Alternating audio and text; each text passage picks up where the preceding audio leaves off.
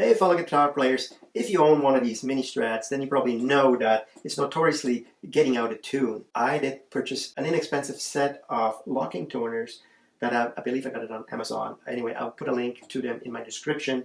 In this video, I'm going to show you some of the challenges I encountered, and hopefully you don't have to deal with the same thing.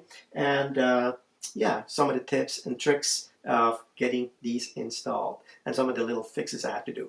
It's a great little guitar, so it's a nice little upgrade, and I'm sure my grandkids will enjoy it and appreciate it.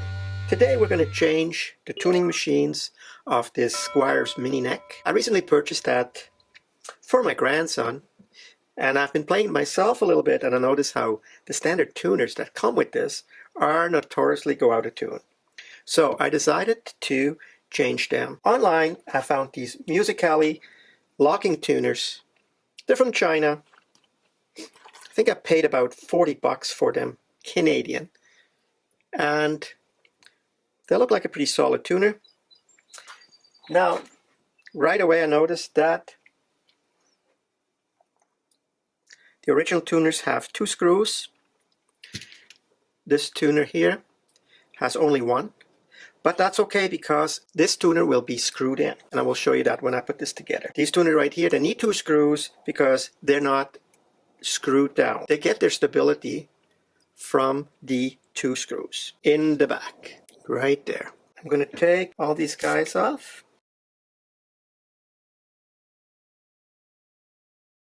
Next, we're going to have to take these tuner bushings out so we can replace them with these screwed on one. There we go, that's what they look like. Voila. We're going to have an extra hole because these guys go in like that.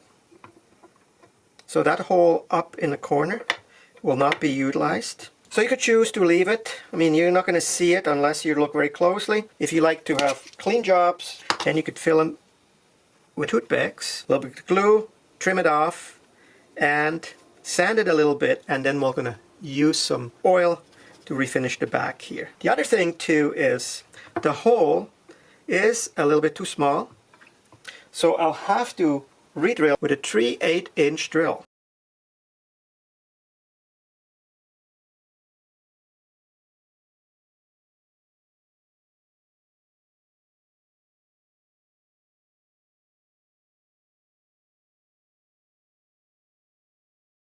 Alright, you notice that I've also had to fill the bottom holes because once I kind of measured the new tuners, I noticed that the hole is not going to line up. So we'll have to drill new holes for the pilot holes, of course. And at the same time, I just oiled this a little bit with some linseed oil. I just did the whole headstock here.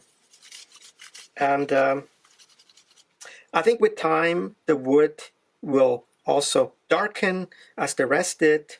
So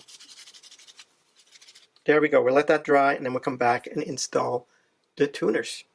We're ready to install the tuners. Push them in.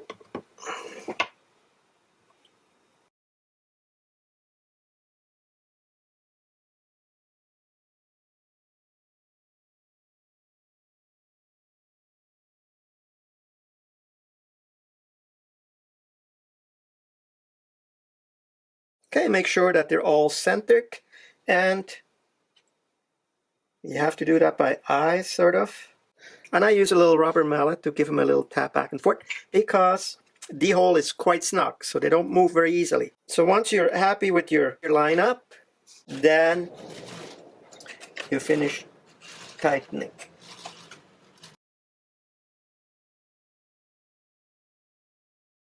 So now that they're tight, realigned, last check.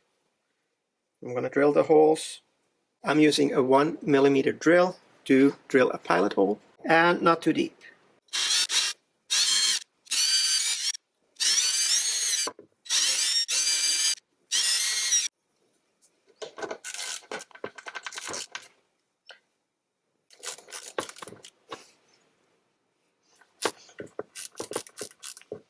These Musiclily locking tuners work well with a little bit of adjustment.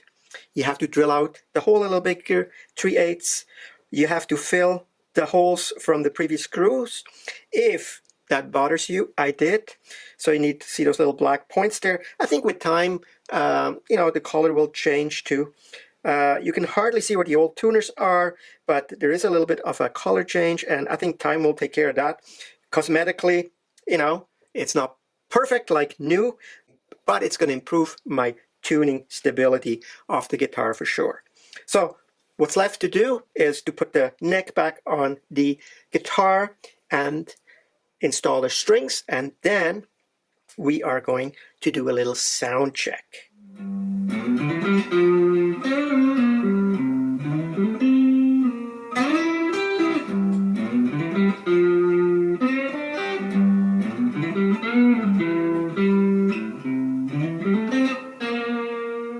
Okay, I hope you enjoyed this little tutorial. Thanks for watching. I will see you soon.